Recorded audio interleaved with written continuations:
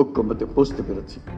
অন্তর্বর্তী সরকারের পরবর্তীতে কোনো রাজনৈতিক দলে যোগ নয়, বরং সাংবাদিকতা ও লেখালেখির জীবনেই ফিরে যেতে চান বলে জানিয়েছেন অন্তর্বর্তী সরকারের প্রধান উপদেষ্টার প্রেস সচিব শফিকুল আলম। বুধবার নিজের ফেসবুক পোস্টে তিনি এই মন্তব্য করেন।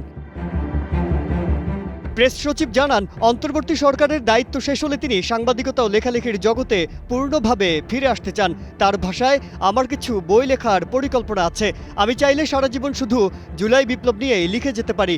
আমি জীবনে এত স্বতঃস্ফূর্ত, সাহসী ও ব্যাপক রাজনৈতিক সংগ্রাম আর দেখিনি।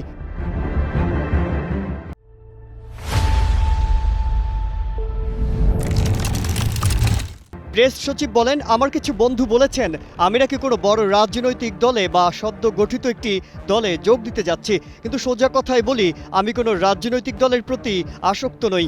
একজন এমপি বা রাজনৈতিক বিগ শট হয়ে যে ধরনের জীবনযাপন করতে হয় তাতে আমার কোনো আগ্রহ নেই। তিনি আরও লেখেন, আমার জীবনের শেষের দিকে নতুন রূপান্তরের পর কি আমি নিরাপদ থাকব? গত কয়েক মাসে আওয়ামী লীগের কিছু কর্মীর কাছ থেকে হুমকি পেয়েছি, তবে এগুলো হয়তো তাদের হতাশার বহিঃপ্রকাশ, যারা দেশের মানুষের কাছে জনপ্রিয়তার শেষ আশ্রয়টুকুও হারিয়েছে। মাজহারুল আলম, কালের কণ্ঠ।